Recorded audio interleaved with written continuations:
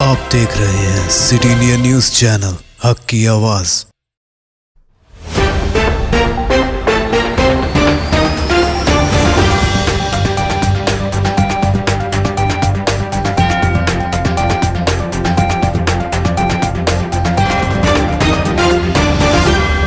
السلام علیکم ناظرین، سٹی انڈیا نیوز کے بین الاقوامی خبروں کے بلیٹن منظر عالم کے خبروں میں سب سے پہلے دیکھیں گے حدیث شریف۔ مولاي صل وسلم دائما احادیث نبوی صلی اللہ علیہ وسلم۔ احب البلاد الى اللہ مساجدها، اللہ کے نزدیک سب سے زیادہ محبوب جگہ مسجدیں ہیں۔ کوئی آپ جیسا ہوگا نہ کوئی آپ جیسا تھا۔ رخ کریں گے آج کے اہم اور تفصیلی خبروں کی جانب۔ یمن کے شمالی علاقے میں رات کے اوقات میں ہونے والی خونریز لڑائی کے دوران درجنوں یمنی افراد ہلاک ہو گئے ہیں۔ حوثی باغیوں نے بین الاقوامی سطح پر تسلیم شدہ حکومت کی افواج کے خلاف اپنے حملے تیز کر دیے ہیں۔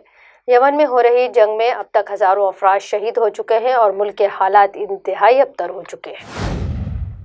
افریقی ملک ایتھوپیا میں قحط سالی موسم کی مار جھیل رہی عوام اور ساتھ ہی غذا کی کمی کے چلتے وہاں زراعت کے شعبے میں کافی کمی دیکھی جا رہی ہے۔ ایتھوپیا کے ساتھ جڑے سوڈان کی سرحدیں جہاں تنازع کا اثر ریف کے کسانوں پر پڑ رہا ہے، ان کی کھیتی زمین سوڈان کی سرحدوں سے جڑے ہونے کی وجہ سے انہیں کئی طرح کی مشکلات کا بھی سامنا ہے۔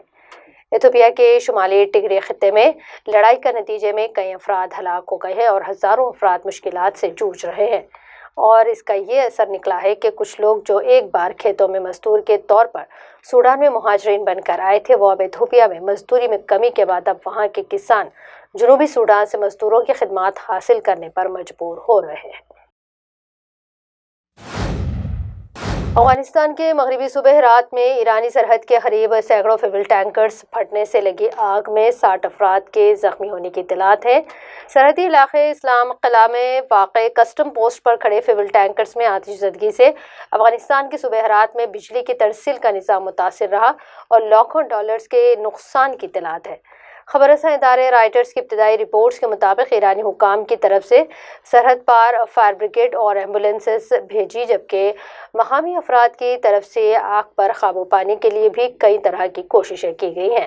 آگ لگنے کی وجہ سے فوری طور پر واضح نہیں ہو پائی ہے، لیکن صوبہ ہرات کے گورنر وحید قتالی نے بتایا کہ ایرانی حکام اور نیٹو کے اہلکاروں سے آگ پر قابو پانے کے لیے مدد مانگی گئی۔